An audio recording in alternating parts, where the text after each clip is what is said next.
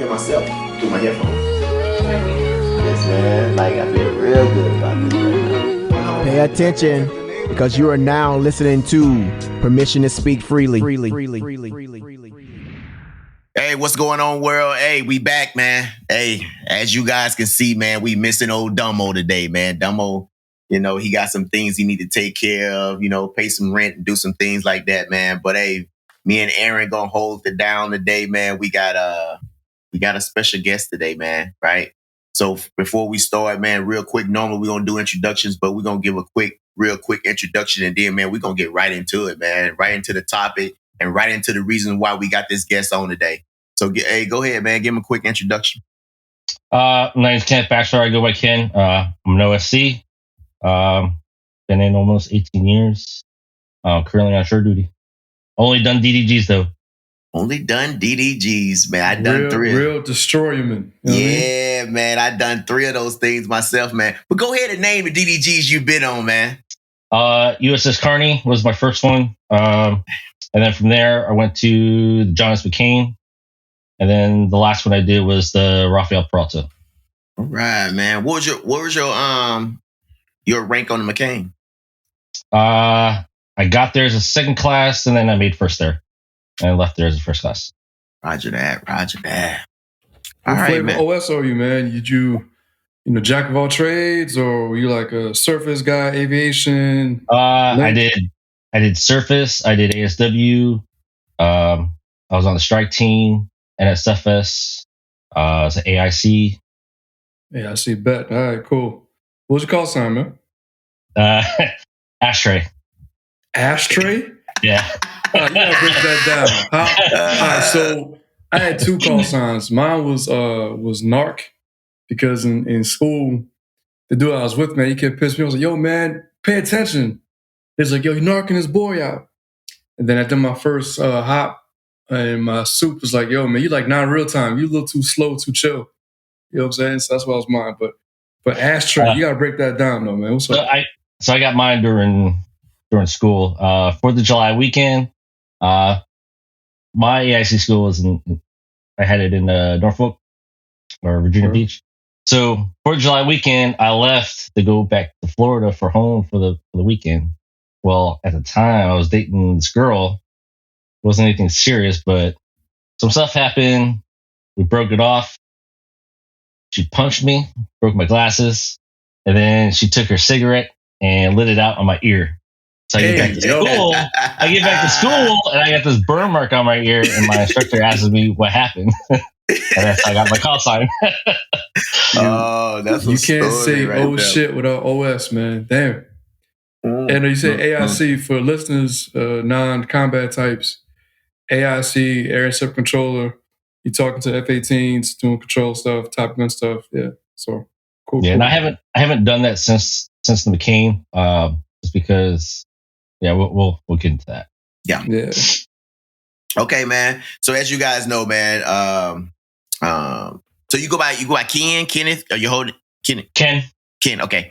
So we got Ken here, man. So Ken is here to talk about the McCain incident, man. I'm gonna give a little quick rundown, man. August 2017, right? Yep. The collision. I'm not going to go all into specifics. You can if you want to, Ken, but we had some sailors that was injured, some sailors that passed away during this incident. It was an international thing. The Navy changed the way they do some things because of this incident. And we're going to get into all of that stuff with Ken. And we're going to start off, man. I kind of want to start off with leading up to that. So McCain is using Japan on the McCain. So McCain is a forward deployed ship, right? Yep. So if you guys don't know what forward deployed is, man, you are kind of always out on some type of deployment, right? And it's independent too, right? When I was there, it was independent. So that means you up and out, man. You go, right? Unafraid. That's unafraid, man. You out there doing God's work out there, man. All the time. So let's get into first, man. Before we even get into the incident, man, I want to know something about leading up to that, man. How was You guys had workups. You guys had any of that stuff leading to you guys doing this mission? Yeah, we had, so prior to getting underway for this deployment, or for deploy, we call them patrols, because we were in a yard period for a while, and got underway. Before that, we were in Vietnam. Then we were supposed to go down to Australia. Then we got turned around. We had to go do CV-17 ops, which were just shadowing the Chinese carrier. And then we did that for a while, and then we went to we were going to Singapore for a port visit, and but we're in the dry docks. We're in the yards for a long time prior to. Okay. So, do you think that played any type of part into anything? Being out of the game for that long? Yes and no. I think some of it was due to a lot of some of the new equipment that we got during that period.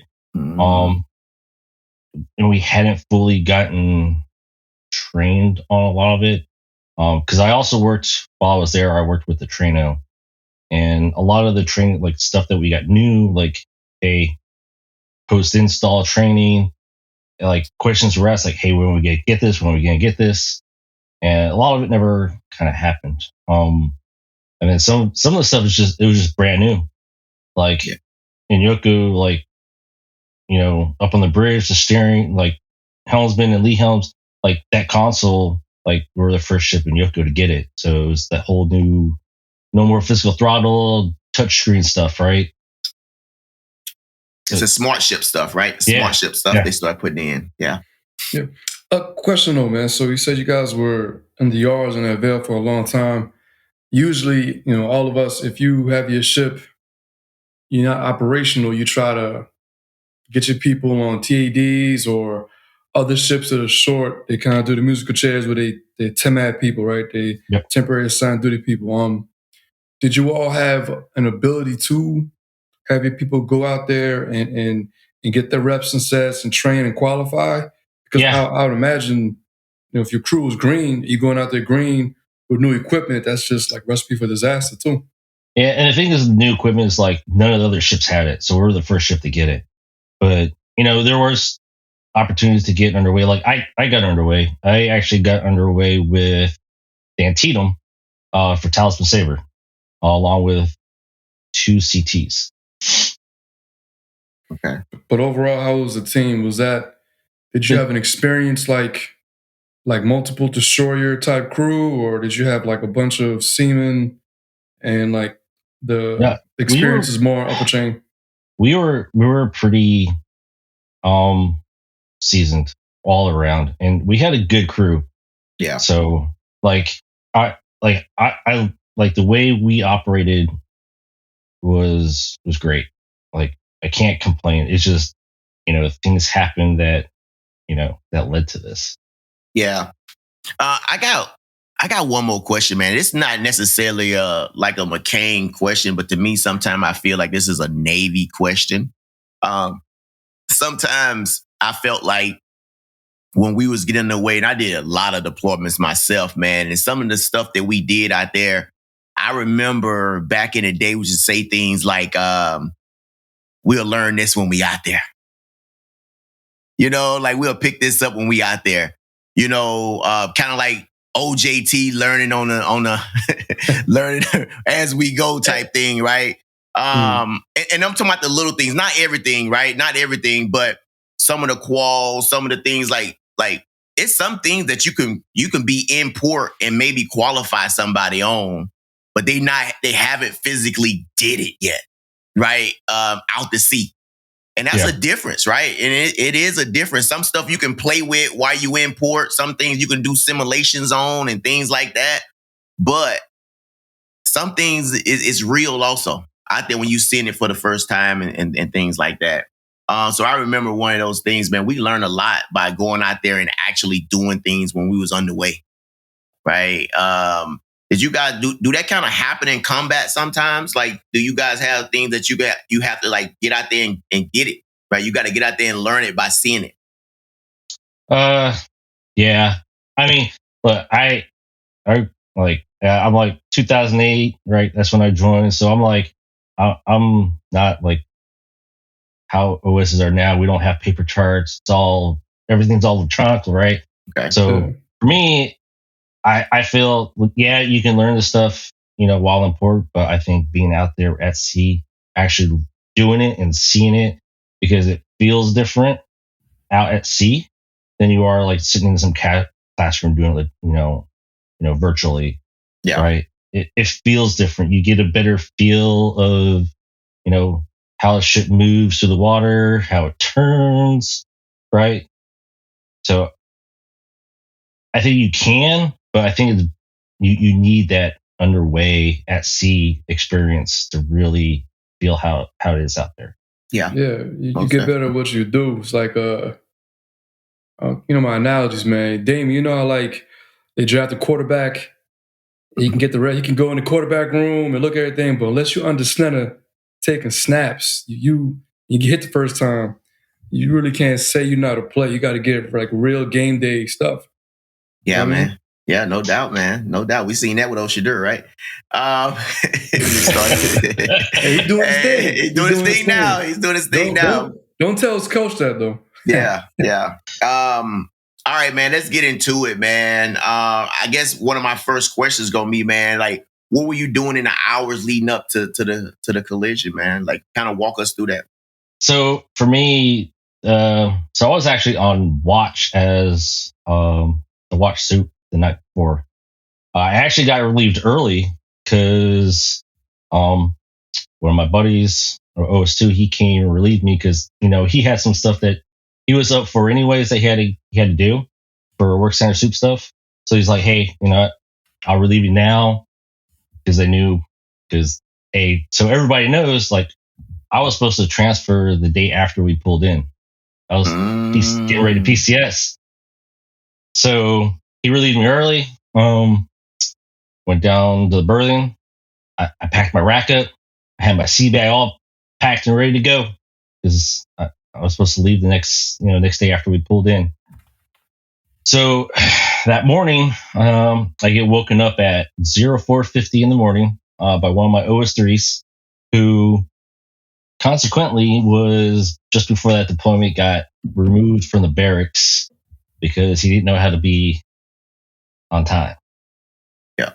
So he was constantly late for work, and then he got taken out because it was him, my chief, and one of my other OS2s. They all had this class they had to go to at ATG. And we told them, do not be late, right? You know what happened? It was late. They had to go found him in his barracks room still sleeping. So me and my chief, we talked to the CMC, like, hey, it was late again. Hey, we want to take him out of barracks. And CMC was like, okay. So, but that morning he was supposed to wake me up at 05. But he set his watch ahead and woke me up at 4:50. He wakes me up. I'm like, well, hey, what are you doing? And I'm like, what? You know what time it is? It's like 05. I'm like, no, it's 04:50. He's like, well, I'm just waking you up because I was supposed to go relieve the shipping officer up on the bridge, so he could eat breakfast and then get back on watch for sea and anchor. Because that morning I was not actually on sea and anchor detail for once. So now I laid in my rack for a little bit. I was like, I don't want to lay here for another half hour. Or do I want to get up and go eat breakfast? And I was like, you know what? I'll get up. I'll go eat breakfast. I'll go relieve my dude. Right. Go to the mess decks and eat breakfast, and then sitting there with MA2 MA1 and one of my OS2s. Just eating breakfast, talking, and then that's when it happened. We were just sitting there. You feel the boat shake. You hear the metal grinding. My first thought was like we ran aground, but like I kind of knew where we were. I was like, that doesn't make any sense that we ran aground. And then the alarms went off. Mm. Was that like a big boom, or was it like something gradual? Is it like earth shattering? Like, yo, we definitely hit something. It just, like, all I heard was like the shaking. You hear the metal grinding, and just, man, I don't know how to explain it. It's just, yeah, it's just, like, some people said, it felt like an earthquake almost, but to me, it sounded like we were grinding on the bottom. Man, hey, Ken, just for me, man, just for me and the listeners, man, let's set this mood, man. When this happened, was it confusion? Was it shock? Was it fear? Like, what was the orders on the 1MC? What can you remember some of that stuff, man? What was going on? Because this is something don't happen, man. We go out to sea, we do a lot. We don't have these casualties like this a lot, right? This stuff don't just so. What was the mood? Like, what was going on the what was going on the mess decks? How was that? Everybody would look at it. How was that? I'll be honest, the mess deck was pretty empty at that time because a lot of people were still sleeping because they were waiting for scene anchor. Yeah. But man, for me, like, I don't know about anybody else, but for me, I was confused, like, how this could happen, right? Because a little backup, like when Fitzgerald happened about 6 weeks prior to this, right? Yeah. So, and I remember when that happened, I was on watch, and some of us in combat were talking like, "Oh, this won't happen to us." Yep. So then about 6 weeks later, it happened. Like, for me, it was a little bit of confusion at first, but then when the alarms went off, that's when it hit that, like, this is real. Like, something happened. So, we just got up and we went to our GQ stations, right? I bolted for combat. Yeah. What was your GQ station? CIC. Yeah. Right. Yeah. Okay. Man. On the Carney, I was in the repair locker almost my whole time there. And I did a little bit of time in each repair locker on the Carney. Okay. So, man, it's a so you go, so you are you everything goes off, alarms goes off, you boat to combat, you open a freaking door, port side or starboard side?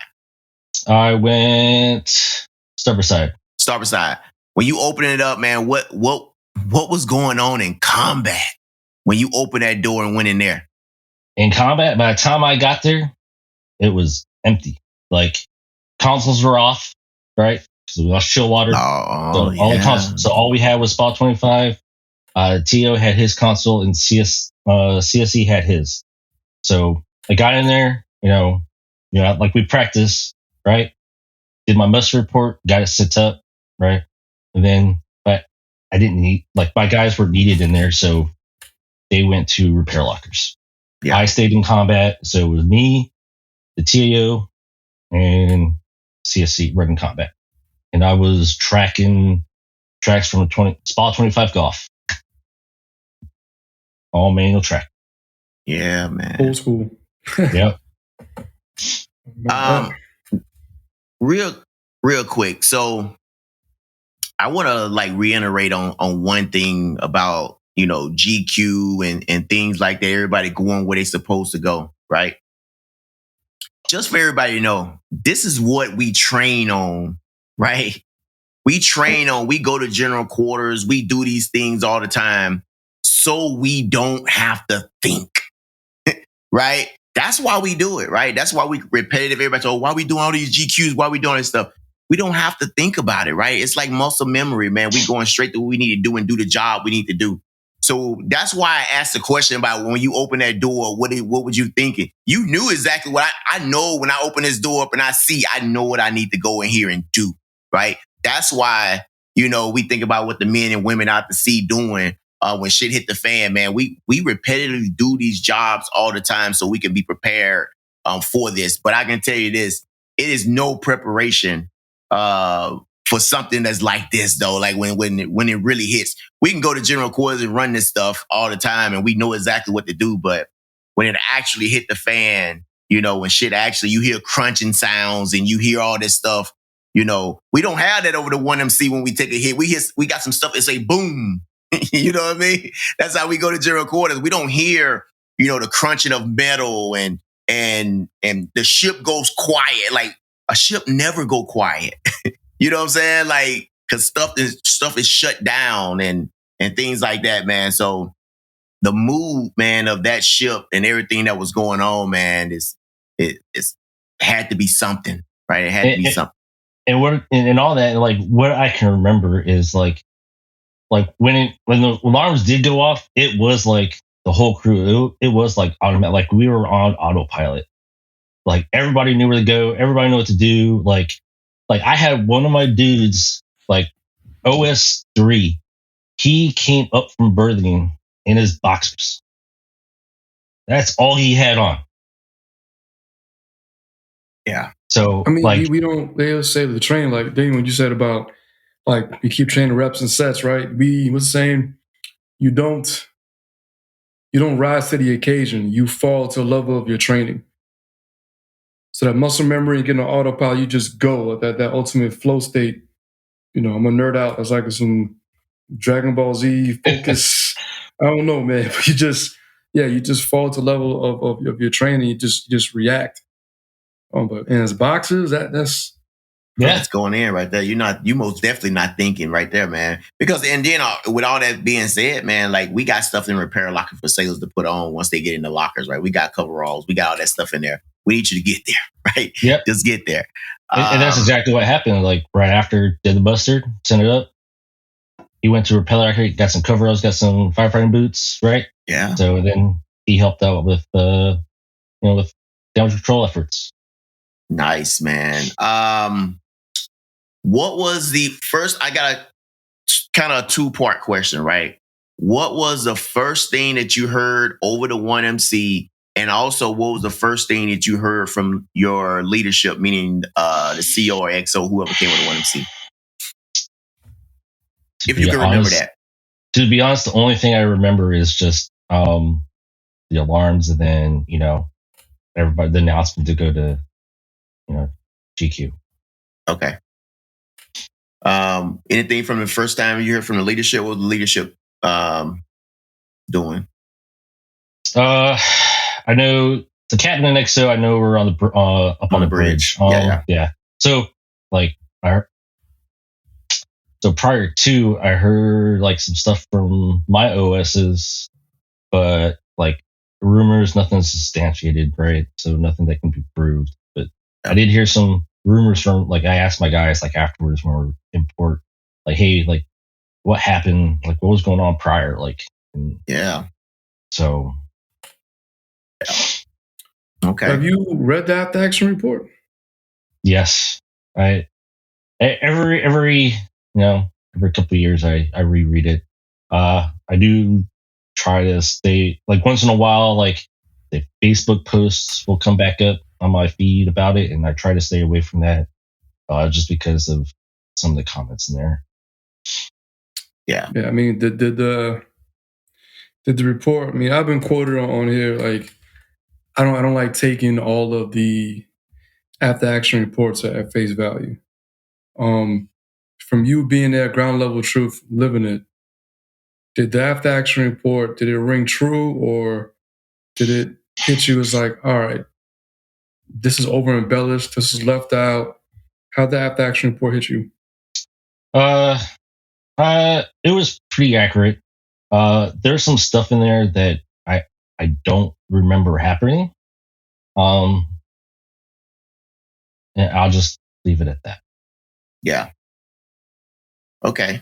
I got one more question, kind of about this before we take it somewhere else. Is that every time a mishap or anything kind of happens in the military, we hear something about training. We hear something about manning. We hear all these things. Does any of those things play a part in any of this stuff?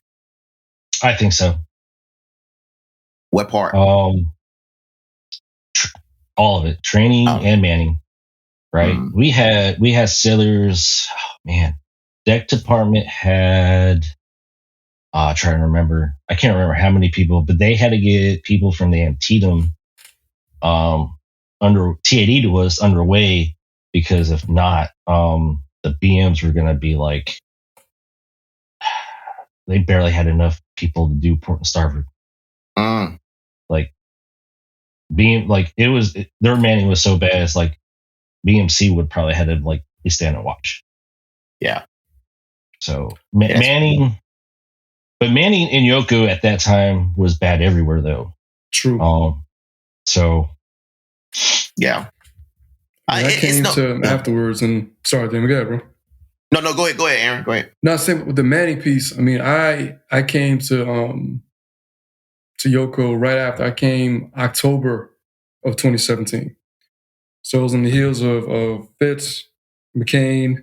I remember I was at boot camp. I was already seeing the whole discussion. You know, you had like the armchair quarterbacks. Oh man, they weren't paying attention, and I'm like, man, you weren't there. You weren't there. No one wakes up wanting to do this, right? But getting in 7th Fleet, and the two things that were prominent to me was that it was a high level of proficiency. Like if you're FD enough, the reason why they advance so fast because they're just doing the job. Like you are it, and you're constantly going. And the manning. So even afterwards, they talk about the 98, 95 Fitville and red lines, and it did not seem feasible for 7th Fleet. People passing screening and getting out there, and it's probably still an issue right now to this day. Yep. Yeah. Yeah, man. Yeah. Go ahead, Ken. And like when I got there, so when I got to the McCain, right? This was after doing 5.5 years on the Carney. So I was ready, like, hey, shore duty, right? That's what I was ready for. But the chief on the McCain, I knew him from the Carney. He actually met me as OS E2. So I was OSA, man. I was young. He was OS2, right? He went from OS2 to chief on the Carney. I went from E1 to second class. So I'm getting ready to leave, to start picking orders to leave the Carney, and he hits me up. He's like, "Hey, I need you." All the first class on the McCain were getting ready to transfer. All the senior OS2s were also getting ready to transfer, and then a bunch of them were just junior OS2s and below and junior. That the level of OS knowledge wasn't there for some of them as OS2s. Yeah. So he's like, "Hey, what do I got to do to get you out here? I need you." I'm like, he's like, "What school can I get you?" I'm like, AIC or Aztec. And he got it for me. And I went out there. Which, funny thing, after I got my orders, I tried to get out of them. Because I started getting nervous about going to Japan, right? And I had this chief, right, from engineering. He just got to the Carney from Japan, did like almost his whole career there. And he's talking to me. I'm like, okay, you know what? I'm going to give it a shot. And I miss it now. Because I'm in Hawaii now. I miss Japan. That's a common theme. Some people, they go to Japan kicking and screaming, and then they get there like, man, I ain't, like Wolf of Wall Street. I ain't freaking leaving. I ain't going. You know, it's just. Yep. Yeah. And it's the same when, like, after they leave, it's like, then they're like, oh, I miss it. I want to go back. Like, I know a lot of people from the McCain that they went back and did their shore duty in Japan, or they went back to sea duty in Japan after going to San Diego because that's where they wanted to go. Then they're like, oh, I want to go back to Japan. Yeah. I tell you, man, with the I love Japan too, though. I mean, I don't love it maybe as much as everybody else because I was on the John S. McCain from 07 to 2010, and we was underway. You know what I mean? Like, we was underway. But what I would tell you about Japan and about the McCain was, for me, during that time I was there, was that I learned the most in my entire career on a full deployed ship. And I think the reason for that, because I was doing my job every day. It was a couple of those years, man. I was there. I was underway 270 plus. When I say underway, meaning away from home port, 270 plus. Right. Yeah. So that was the norm. Yeah, that was the norm, man. So we was doing our job every day. So, man, that tour I learned a lot, man, off that Yeah. tour. No doubt about that. I tell like being East Coast the other and then going to Japan, right? I told like those junior guys on the McCain, I'm like, if you can like finish this out and being forward deployed and you can get through this, like wherever you go next, like it's gonna be a cakewalk for you. Yeah. No doubt. No doubt. It's a different breed. Like me prior going to, I kind of got hit twice with it. Because OS, I was a carrier guy for my first two. Even though I tried getting destroyer early in my career, the detail, for whatever reason, wouldn't let me get it. Maybe because of my NEC at the AIC. But I got there as a chief, right? My first destroyer as a chief and my first tour forward deployed. So I was going through culture shock. I thought I knew my job. And then, young bucks, they had to school me. I had to defer to them quite a bit. So it was a heightened level of trust. But like Damon said, once I got done, my level of knowledge, even being a tenured person as a chief, it went up like tenfold. Yeah. It's kind of like you go to SEC, you cut it there, like you go anywhere. Anywhere, yeah. I kind of wish that they kept in the communion order or the precepts, special consideration for people forward deployed.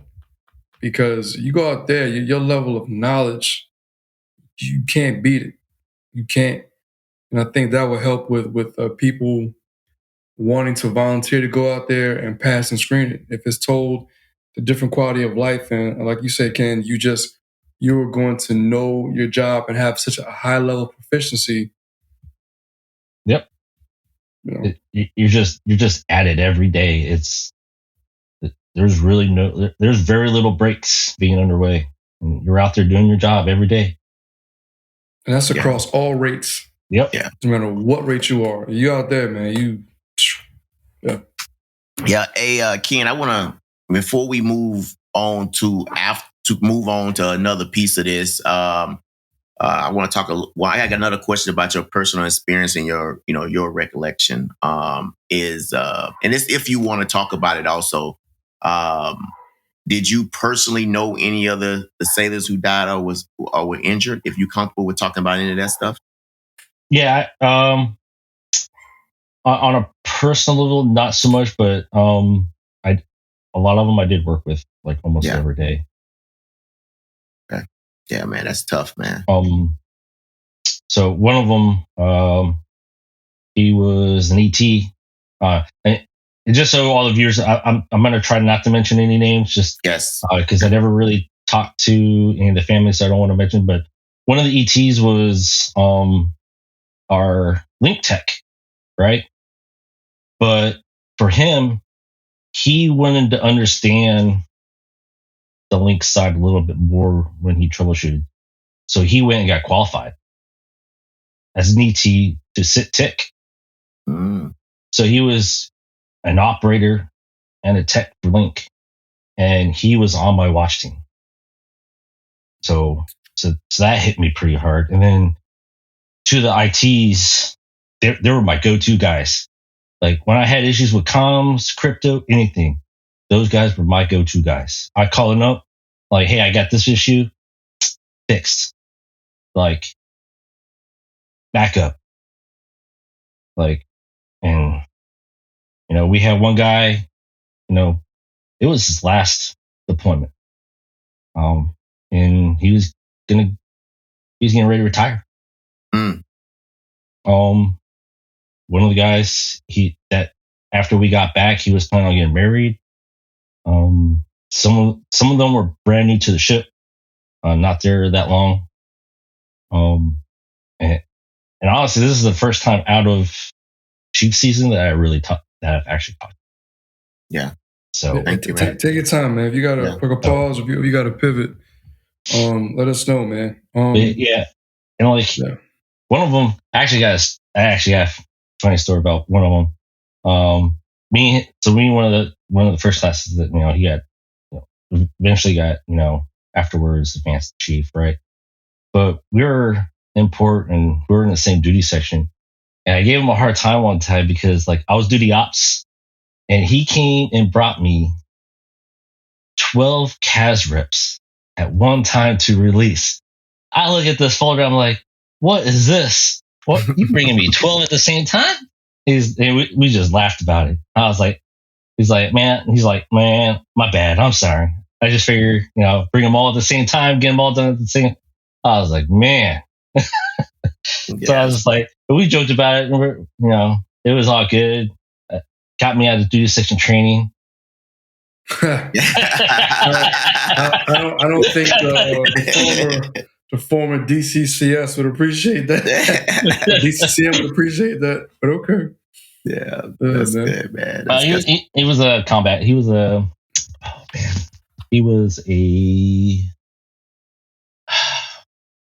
what was this for? ET? ET. Yeah. So, but it was funny. It was like I gave him a hard time about, but at the end, I was like, well, at least it gets me out of duty section training. That's good stuff, man. Hey, Ken, before we move on from your personal experience, man, anything else you want to share about your personal experience? I will say, after this experience, it gave me a different perspective on, even though I just joked about it, duty section training is just training and period, and if there's any junior sailors watching this, like take that stuff in, right? I tell people this all the time, right? It's better to have the training and not have to use it than to need it and not have it, right? And after this, that's kind of my perspective changed, because I was one of those junior sailors that went to do section training. Hey, we just did, fire extinguisher training, last due date. Why are we doing it again? Right? And my perspective changed after this, with training, get that in and to learn, when you're junior, learn your job, learn it like the back of your hand, right? Because all it's going to do is help you when shit does hit the fan. So I got a little story, right? I was on the Peralta. We were on deployment. We were helping with another strike group with their, final battle problem. I knew the AOPS, or what some people know as the Sitco on board, because we were in Diego Garcia together. And she hit me up, and she's like, hey, I'm having some issues with my division, right? With OI, right? She's just telling me stories like, see an anchor, no OSs in combat. Aaron, I know, yeah. I was waiting for Aaron's, yeah. I was like, yeah. She was telling me all this. Yeah, she was telling me all this stuff. I'm like, so she was like, she just said she tried everything to get these guys, to understand, proper watch standing and, being in there, why it's important. So she hit me up. She asked me, just to write a little email letter about my experience on the McCain. So I wrote it to her, and I guess it helped, right? So I guess it kind of changed her division's perspective of watch standing, right? And then I went back over there when I got here to Japan, or here to Hawaii, and kind of met their division and kind of talked to them just so they had a face. And I tell you what, talking to, even some senior OSs in there, even the Divo, to have that kind of tension while I was telling my story, right? So just, training, learn it, make sure you're standing watch properly, right? Sometimes we don't think it's important, but it is, right? Yeah. The littlest thing. Well, I go to my Bill Houlihan story again. One of Carl Vinson, and he was a new senior chief. And no, he picked up, he was senior chief. I was first class. And it's mid-watch, import, OD. And I was like, man, I'm going through the motions. And when I tell you when I said that phrase, I didn't mean it like I'm bullshit. I meant I'm just, here. He spazzed so hard. And it stuck with me. And for cases like this, where you talk about just people just kind of like not want to do things and not sweating the small stuff. It's how could I put it? Well, to your point again, like it's better to have it and not need it than need it and not have it. And we're at a point now where, I mean, it's what, how many years now since McCain and Fitz? Has it been 10 years yet? Not yet. I mean, 17. Right? 17. So it's getting close, right? So we get these things where the after action reports and the things become history lessons rather than lived experience. And you're supposed to learn from history, right? And sometimes it takes people like you or other people that lived it to say it. You see it in their eyes, you hear the treble in their voice change to say this is what happened, and then it clicks. You know, like in boot camp, you know, did you have to watch the 9/11 videos? I don't remember watching them. Well, me and you, Damon, we didn't. We was pre 9/11, but when I was at RDC, they used to watch it. But now we're so far removed, you know, these sailors, that's history lesson to them. So for 9/11 observance, when I say, you know, my lived experience of Damon does, right, it's like, oh, damn, it's real. Yeah. So for you, like you talk about during season, you know, I had somebody, what ship was it? Not the McCain. The ship that got bombed in Yemen. Cole. The Cole, right? Had a GMC, and it was during season. And yes, some new chiefs going through the training for Cole. And she got so pissed because they were just like, kind of just like, yeah, this happened and whatever. And that's when it hit. So I can only imagine for you when people talk about the McCain and they're kind of like, yeah, whatever. Like, hey, man, like, nah. Yeah, it does. Like, so my last year on the Peralta, that was actually like a training topic during the season. Did they know you were McCain? Yes. And they still kind of were like, eh. So here's the thing though, right?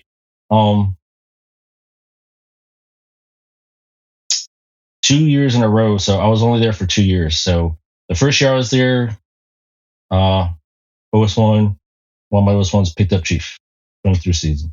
Next year, my LPO, OS1, picked up chief. And he knew that I was on the McCain. And not like the rest of them knew too. And one of them that we put was he made HMC. They knew. And the HMC actually knew the HM1, who's now a chief, that was the IDC on the McCain. He knew him. And they knew, because I talked about it, like with my division, not one of them came to me to ask.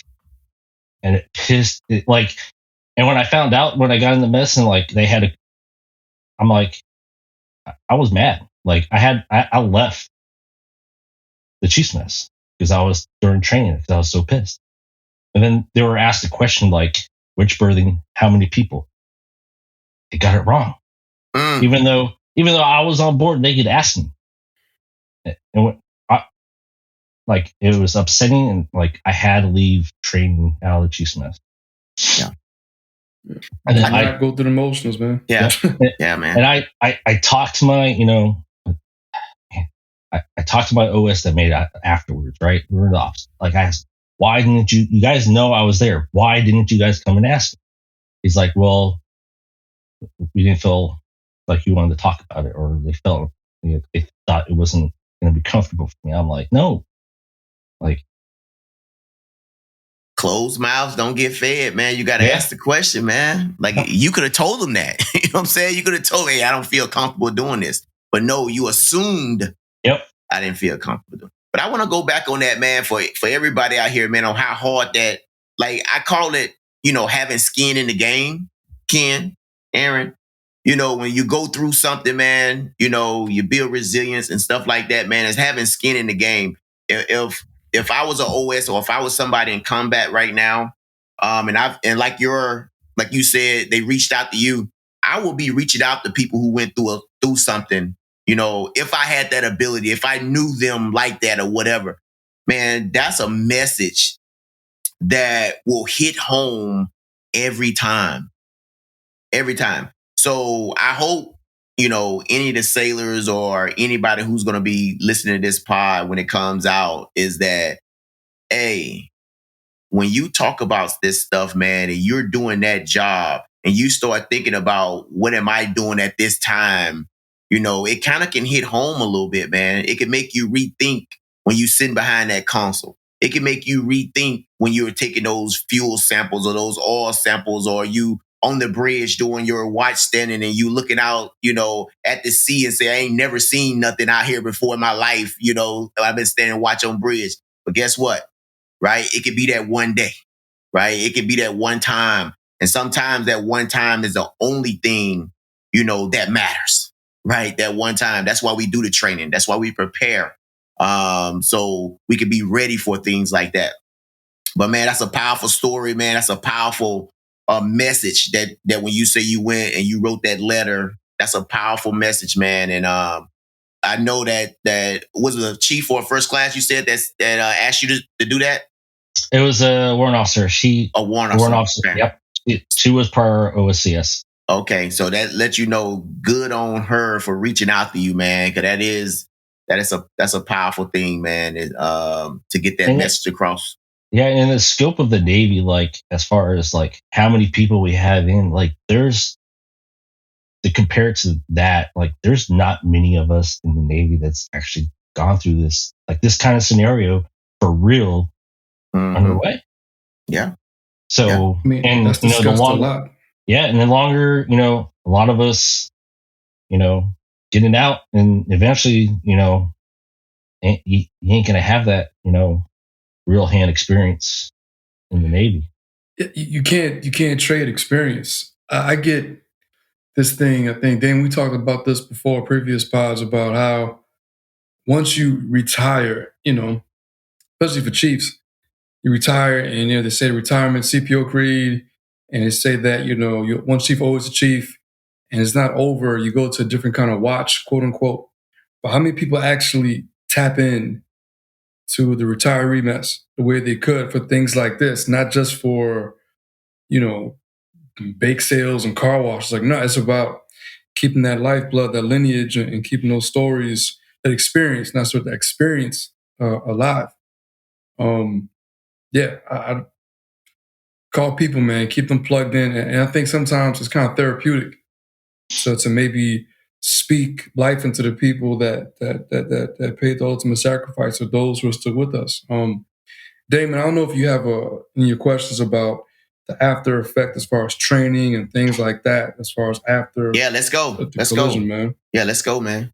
So for me, like I came, on the heels of it, and I remember changing the boot camp, talking about the mentality. They try to get wet trainers and really focus on the damage control side of the house, right?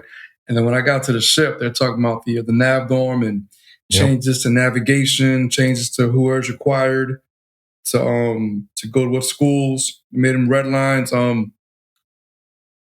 What are your thoughts on the standard pre-collision versus afterwards? Do you think that they held fast, that they were on point, or is it just kind of like putting band-aids on something and say they did something?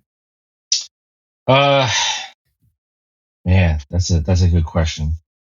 I think, man, I think some of it for forward deployed was good, because one of the things that came out was we got a training cycle, right? Forward deployed, we didn't, unlike, stateside, right? Forward deployed, at that time, we didn't have a training cycle like most ships in the US do, right?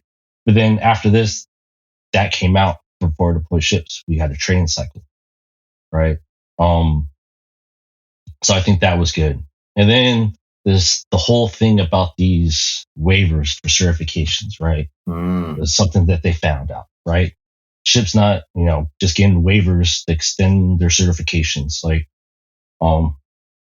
which, from what I understand from my buddy that worked at C6 there, at ATG, it kind of opened it up, and now it made people have to get their certification. They couldn't put those waivers in anymore, right? For a lot of stuff, or they can only put in for so many.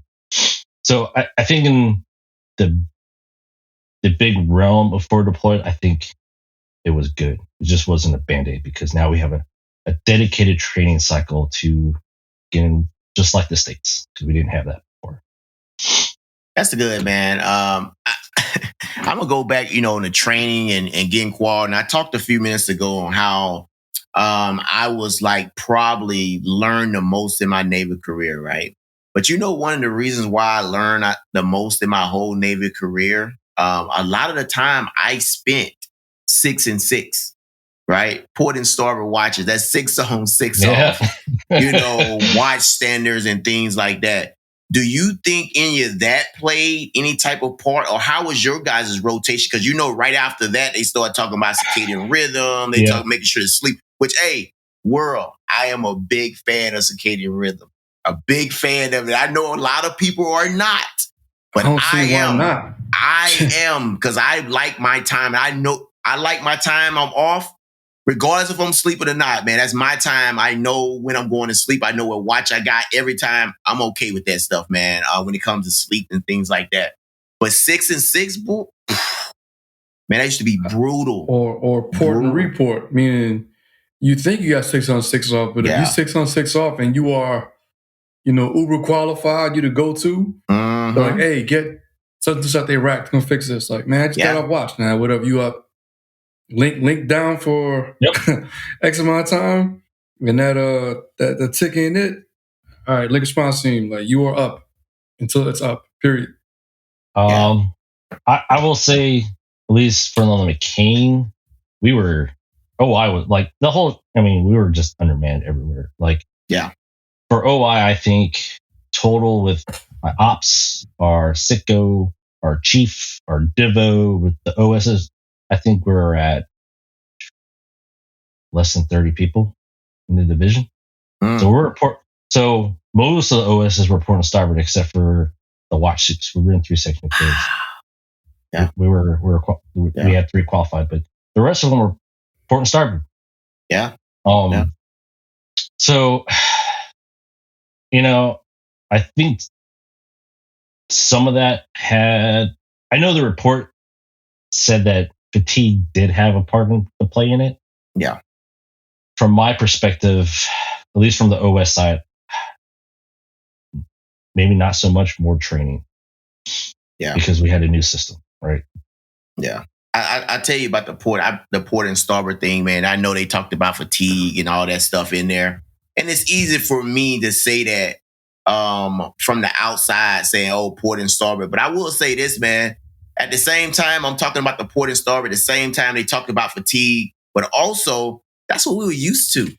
Yep. This wasn't nothing. It wasn't nothing that we wasn't used to, man. The whole port and starboard thing, I know they talked about it, but no shit, man. That's what we did, right? And I think it's a necessity, though, man. Yeah, and then some of the time, I ain't gonna lie, I look forward to it because I wanted to learn. I knew, you know what I mean. I was a sponge at that time, man. And when you do it for a while, especially on a forward deployed ship, it becomes the norm, man.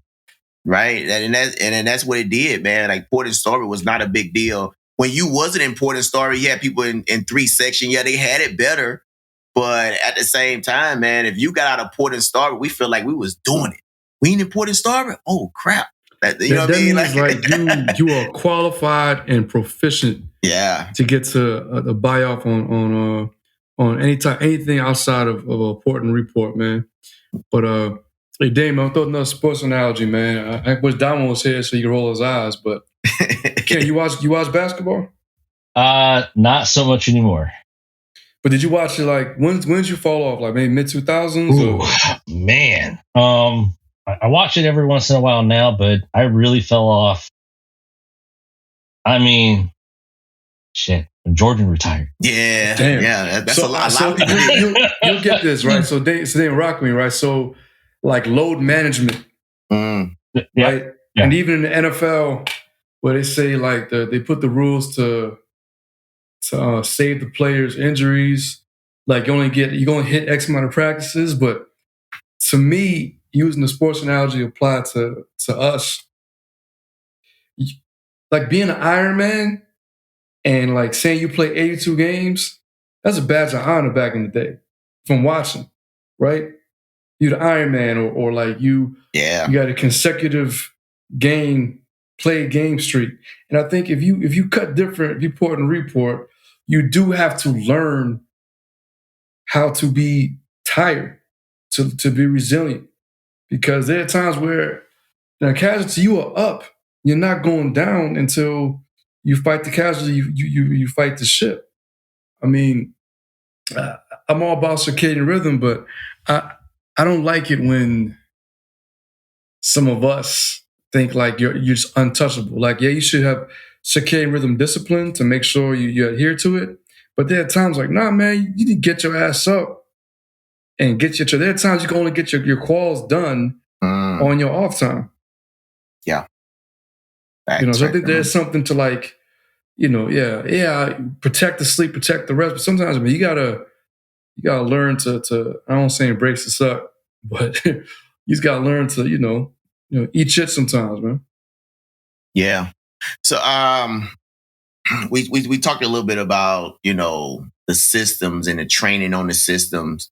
A lot of times though, and I want to know from you, Ken, is we get those new systems. We have people come on board and do training and do all those things on those new systems, and people sign off on them, and people are qualified to work on them and all that stuff. With the new systems that you talked about in the training, did anybody do any of that for you guys? So we did have some training, but there was no, like, I remember talking to the first lieutenant after the crew got back from Singapore, right? Because I just happened to be walking on base, and he was coming from ATG, right? And I asked him what's up. He was like, he was just at ATG. I was like, oh, what's up? He was like, oh yeah, I was just there because they brought up the training for the new system, right? I was like, he went to go ask ATG, like, hey, what's the proper training? Because you guys are saying our training wasn't the right training. And he basically told me ATG was like, they just threw up their shoulders and like, we don't know.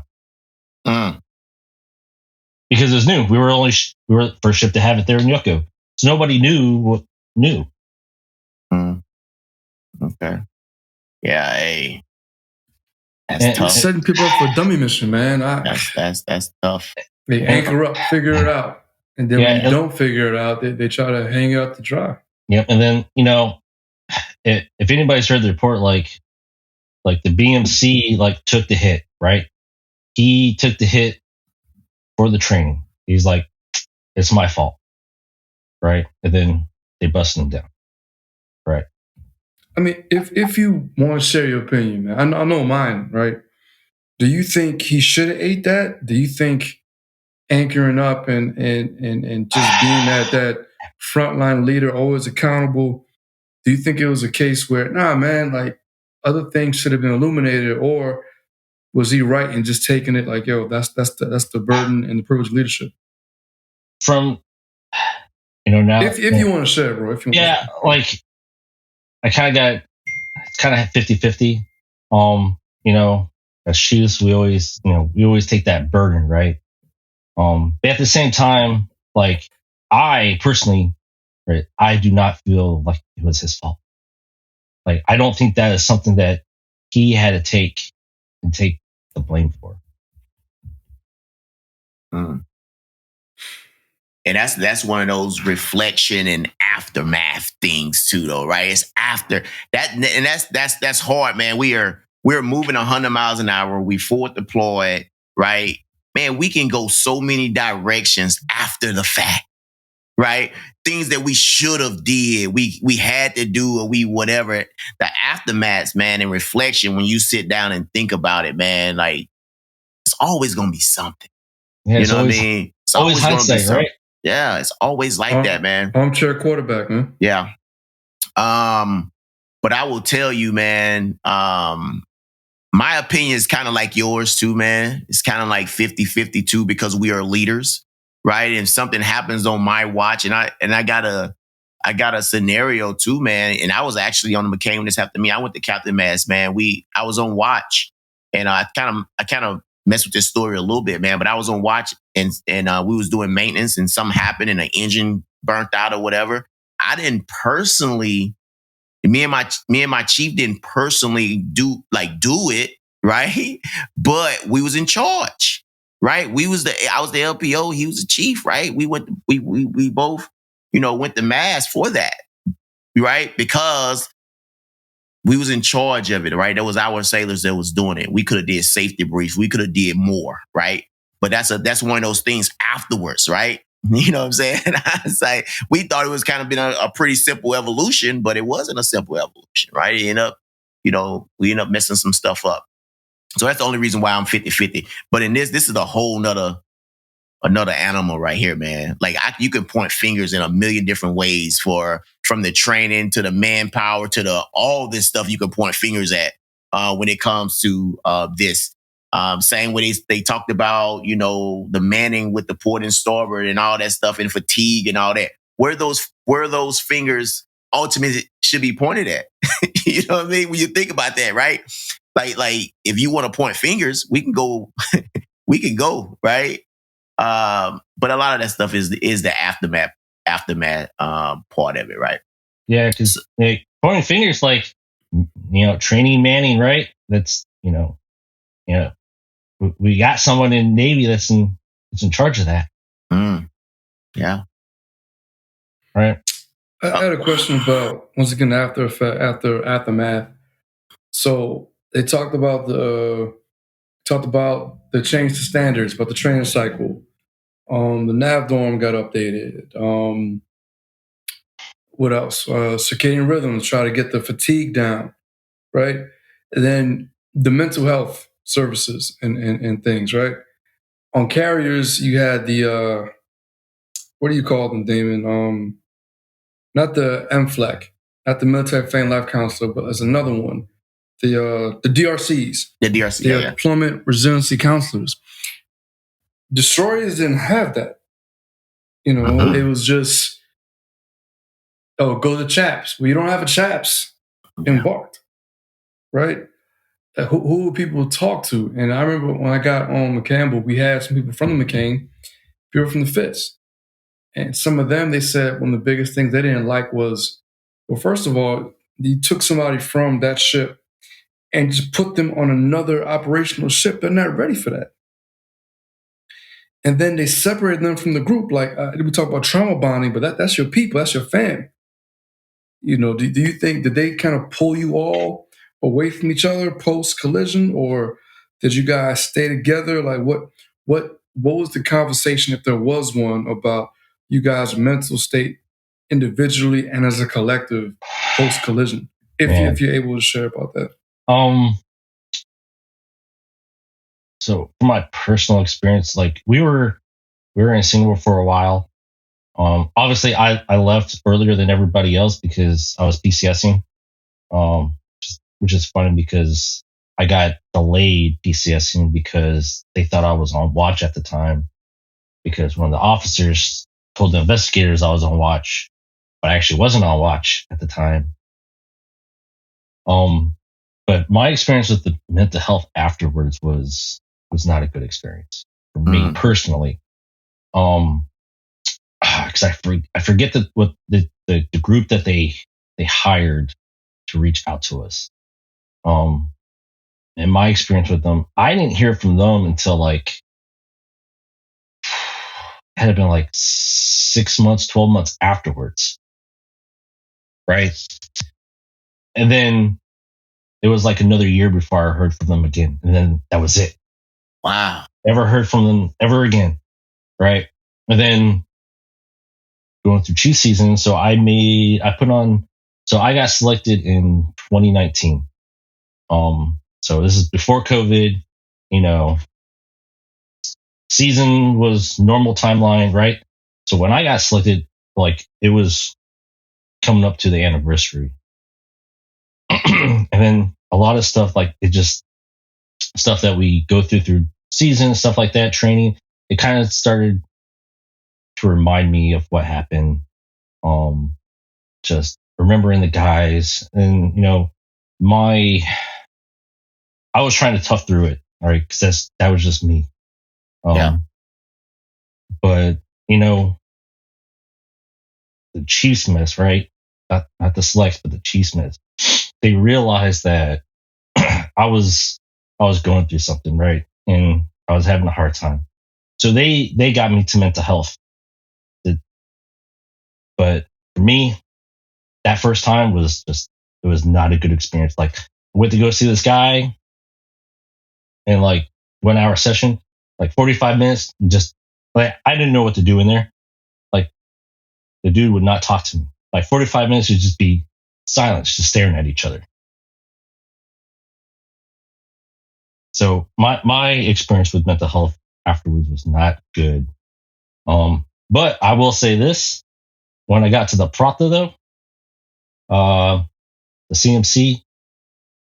So when I got to the Prata, it was difficult because like I did a year away from Japan. I went to Diego Garcia for a year and then came back to Yoko, back to DDG, right? Back to Yoko on the Prata, right? I get there. It must have been almost my first year. I spent almost zero time in the Chiefs mess. Like, I was in combat or I was in the ops office, which is just a step away from combat. Like, that's where I was. That's, could not go. I had a hard time going past the mess decks aft. Didn't like going down to berth 3. It was hard. And one of the Chiefs made a joke, right? They're like, I finally started going to the Chiefs mess, but they started making a joke like they were going to put my face on a milk carton, right? And have you seen this chief? Because I was never in there because like I was spending all my time in combat. Yeah. But yeah, I give it up to the CMC there, right? Shambe, right? Yeah. CMC Harris. Yeah, Right. I went visit him. So I left. I didn't serve with him on there, but I went back once before, and we talked. And he was cause I was doing inspections over there, and I went back on Peralta and met him. So he's a good guy, man. So he realized, like, he pulled me into his office one day. He's like, "Hey, what's going on?" And I just told him, like, "Hey, like, McCain, just having it was just he noticed I was having a hard time. And he's the one that got me to finally go see mental health again. And after that, I was good, right? Like, we talked, I went to mental health, and then I was in the Chiefs mess. Like, I was spending time in there. I was starting to open up to everybody. I was starting to be me again. Yeah. Good, man. That's great. Yeah. I was going to ask you that question too, man. I'm glad we talked about it. I'm going to ask you, was there any kind of long-term effect, from that? And I still have issues to this day, but that's just, a day-to-day thing for me. Yeah. Some holidays are really hard. Anniversary, Memorial Day, veterans, it's just because most people don't, like, a lot of civilians don't understand the sacrifice. So for me, it's like those holidays are a little bit different, right? They mean something more to me because of what happened. Yeah. Yeah, good stuff, man. I got a question I'm gonna ask you, man. I was just thinking about this, man, and everybody, if you are in the Navy from this time frame, you have heard something about this, right? Something about the McCain, something about the Fitz, and things like that. So my question to you is: do you think the story of the John S. McCain collision gets told right in the media, the Navy? Is it important truth, or any human elements that you think got missed? No, but at the same time, I think from what I've done, at least when I got to the Peralta, a lot of people don't remember. Like, a lot of people like don't know that this happened. Like when I tell them, they're like, they don't know until I tell them the story. So once again, it's that thing of the lived experience becoming a history lesson or a story. You know, on our chief evals, we used to have a sense of heritage, and now the new eval, it's gone, but still discussed. I still will always carry that sense of heritage to speak to things, because for us being here, the old guard, we have to be the ones to breathe life into these lessons, man. Because if not, history echoes, man, until you get the lesson, and it hurts. Yeah. And I think a lot of people don't know or don't know about the Fitz and the McCain and what happened, because there was other things that happened that year too. That year was a bad year for 7th Fleet. So, because there was other things that happened that year too in 7th Fleet, like you had Antietam that ran aground, right? Ben Full that ran over the fishing boat, right? Yeah. And Fitz, and then McCain, and then you had the what kind of the plane that crashed going to carry. Coming off the Raven? Yeah. Yeah. So, and then when I heard about that, so I had found out some of my OSs that were on the McCain during the collision were supposed to go out to the rig. And then when I heard the plane crash, I called my chief up. I'm like, hey, were any of our guys on there? And they're like, no. I was like, oh, thank God. You know, so that year was just a bad year for 7th Fleet. Yeah. That whole year.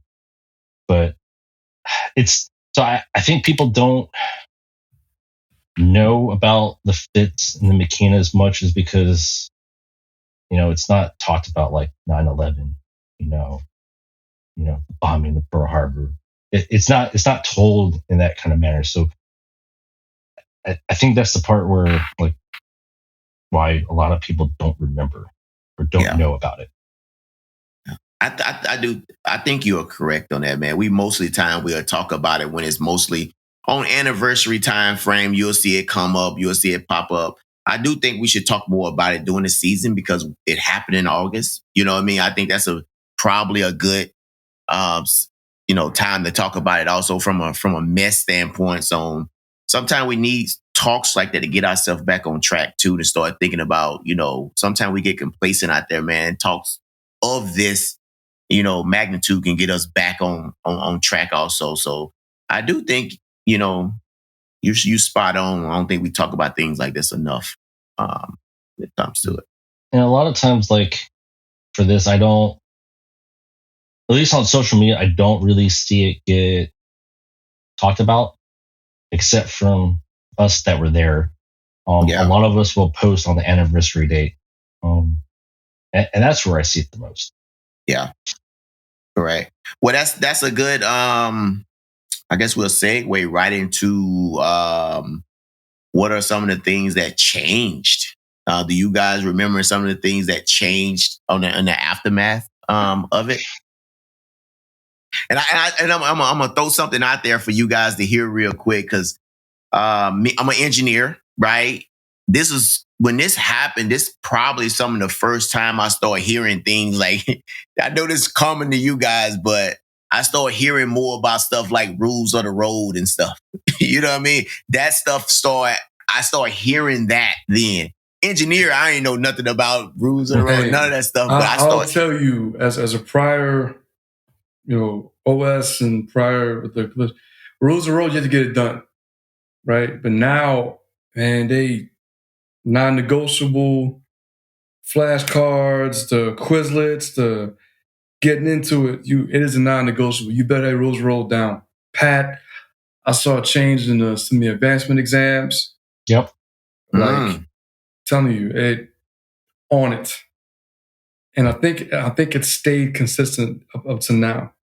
Non-negotiable. It's even I was a surface warfare coordinator, and I didn't think rules of the road would be hit so hard for surface, but they wanted everybody who's in CIC to have that mindset of dual mindset of yes, it's combat engagements and secondary navigation to the bridge. Everyone. Yeah. Yeah, because I remember like when I got to the Prata, it was like LKOs like every month from nav for all, watch soups, SICWOs, surface coordinators, TAOs, right? Every month had to do one. And then they also changed like I forgot what the school was called, but to get the piloting qualified, right?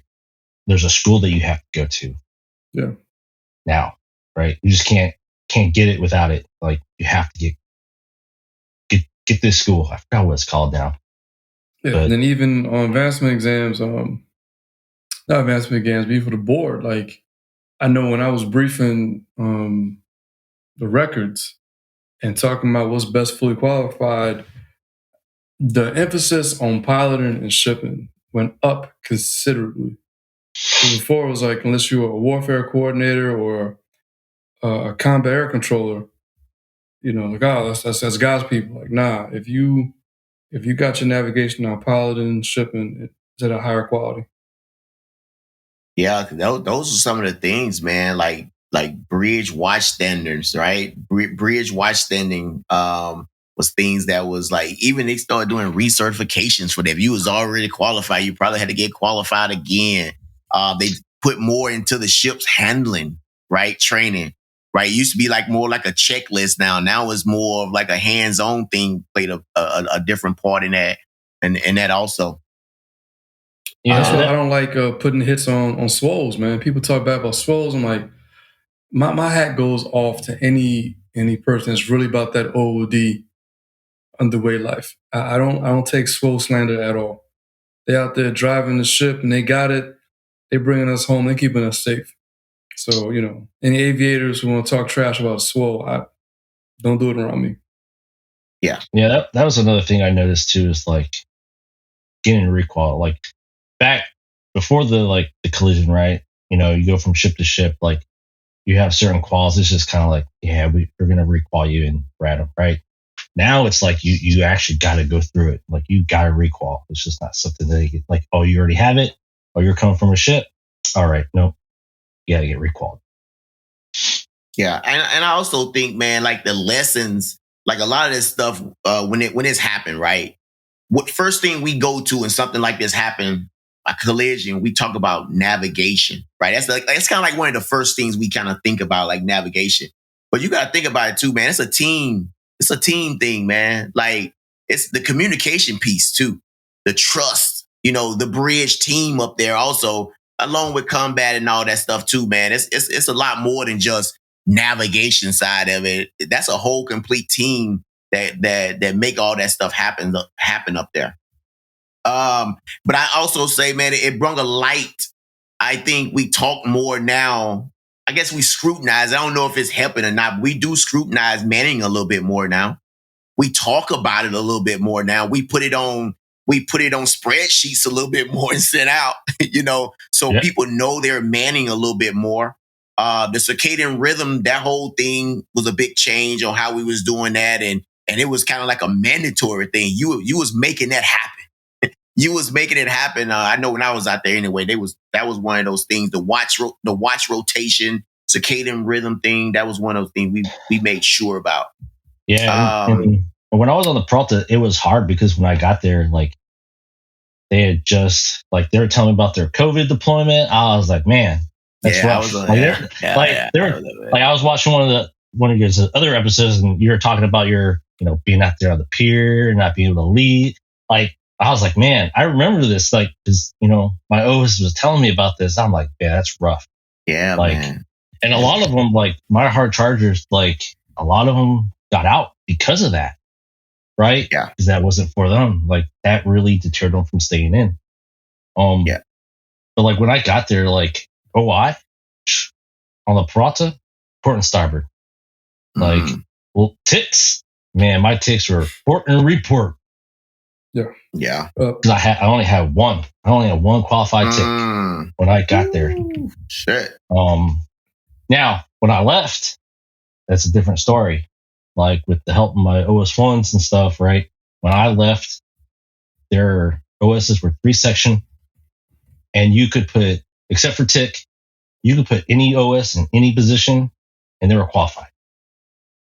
You can, like, one underway, they may not be certain Swiss. They might be sitting IDS. Next one, they might be sitting watch suit. Like, when I left 3 sections, you can swap them out any way you want. They could stand and watch. Man, that's that 270 plus underway. Warriors. And then I just saw on Facebook, so one of my OSs, Peralta was her first ship. She just left as first class. Yeah, man. It's But great. Dave, remember what was now 3 years now? We had that episode talking about the board. Yeah. And I remember I said it, but you really stressed it as far as like any person, when you get to your first ship, do your job. You better figure out how to gain as many qualifications the right way as you can. Because when you leave that ship, that might be your only chance to really get that qualification and get that experience.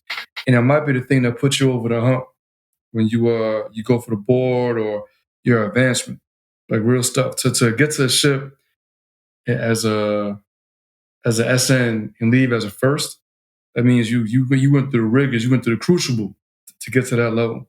Yeah, most definitely, man. And she did, like, she was on Deckit. Well, not Deckit. She was D-set, but we'll work with you. D-set. Yeah. Hey, see, Dave, it goes both ways, but I can also use Deckit. East Coast, West Coast, Deckit, or D-set. Yeah. You know what I mean? That, man, that was the thing on the Peralta. Like, they're like they had some, it was like, I'm like, you mean Deckit? No, D-set. No, I mean Deckit. They're like, it was just, she was like, yeah, she got there as a seaman. She left as a first class. That's good she stuff, was on, man. Yeah. Aztec shoot, hard charger. Good stories, man. That's good. Those are those good field stories, man. Because you're going to have them every now and then. You're going to have some hard chargers, man, that you got to, like, maybe tell them to slow down a little bit, right? You're going to have those. And I love seeing it, man. It's most definitely inspiration to a lot of people. And even to yourself, it make you get off your ass and be like, man, let me do some stuff, right? I have a question for both of you guys, man. During this time, we talked about 2017 and how much shit that was happening in 2017. So do you guys think, did this empower, leadership? Like we talking about second classes, first classes, chief, to say something, right? Challenge decisions a little bit more. When it comes to anything, like, that's something we don't talk about as much either, though. Like, a lot of times we be doing stuff the same way. Now I feel like, hey, our manning sucked.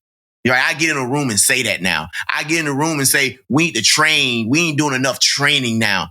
A lot of times we used to be just like, okay, we go with the flow and we try to do the best we can. But I think from my perspective, you guys think we shining the light on a little bit of stuff a little bit more since these incidents? Ken, I'll defer to you first. I think so, because especially with commanding officers, some of them like getting underway. It's like, hey, they get told higher up, hey, get underway. And they're like, okay. I think now with this, I think it has brought in light, like, hey, the COs don't think they're ready or they can't, like, to speak up. Yeah, they will say no. Yeah. And they don't fear the reprisal of telling the Isaac, I can't take this task. Like, nah, we cannot successfully do the mission. So it's always saying no. I think ground level, it empowered watchstanders to question each other. I like seeing an SN challenge the TAO the right way. Mm-hmm. Yeah. Like, hey, sir, man, I made that report. Okay, do you hear me? Hey, like, hey, acknowledge me making my reports, because when that logbook comes up, you're going to log it. How many times we passed the recommendations to the bridge? I think that was a big thing. Yep. Log keeping went up to a higher premium, man. Yeah. I got to get my daughter in a minute. Yeah. I had some rapid fire questions, man. Yeah, go ahead, man. Go ahead. Side of things. Yeah. All right. So like I said, I wish Damo was here because I feel like I got some backup with another OS because Damon and Damo be coming from my neck, man. But all right, so quick rapid fire OS questions, man. All right, so you were AIC and you went to the East Coast schoolhouse. I went to the West Coast schoolhouse, right? I already know the answer to this before I ask it, but I'm gonna ask you, which schoolhouse is better for making AICs, East Coast or West Coast? In my opinion, West Coast. Oh, okay, boom, right, check. Hey, you got it. All right, Aztecs and AICs. Oh, AIC. AICs. AIC. AIC? Yeah. As a prior AIC, you know what? I'm a give love to the Aztecs. Aztecs are way better test takers than us, man. Hey, I love my Aztecs, but I'd rather be AIC. I'd rather just sit in that seat for an hour and then done, than sit there for 8 hours. Okay. Which coast makes the best OSs? Man, makes the best OSs? Because I was East Coast, West Coast, and I did it at a time in Japan. So never got to go to Fifth Fleet though. But so I've never done West Coast. I've only done East Coast. I've done 3 deployments to Fifth Fleet. And I've been 4 deployed. 4 deployed. 7th Fleet for the win? Yep. Okay. Yeah. Let me see here. Tick or tracksuit? Ooh. Is it the same or do you feel it's different?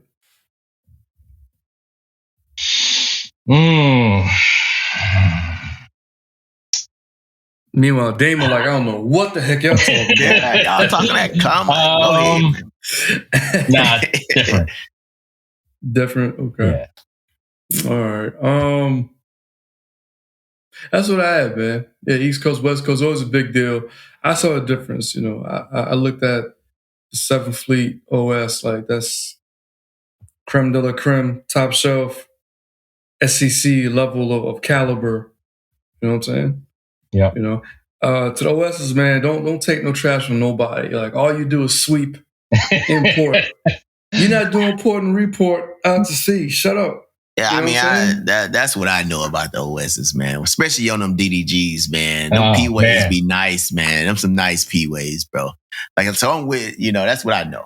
Man, I know OSs do a lot of work, but them P-ways look good, man. Shining P-ways. How many ice cream socials do we miss out to see because we don't watch doing our thing? Yep. Yeah, I'm with you, man. And I never had a OS that didn't use that excuse too. You know what I mean? I never whoa. Excuse for a reason, man. Come on, man. I never had an OS that used that. Well, we on the way.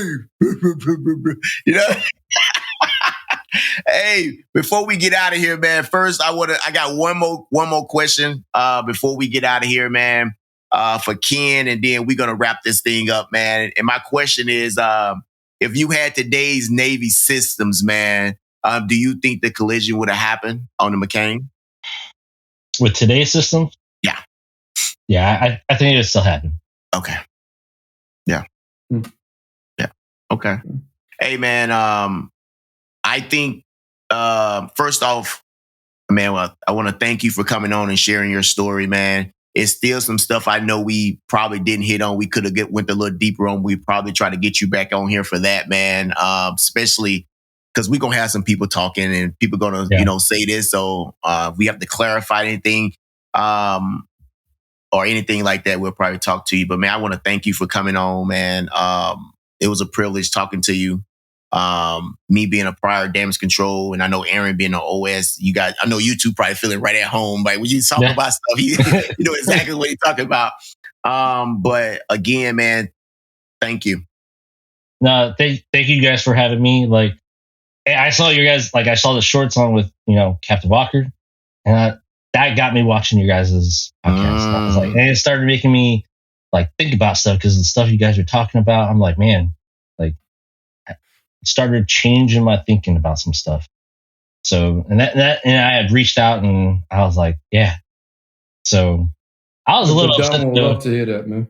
Yeah. But I was a little upset this week. Monday I was waiting for the new video to come out.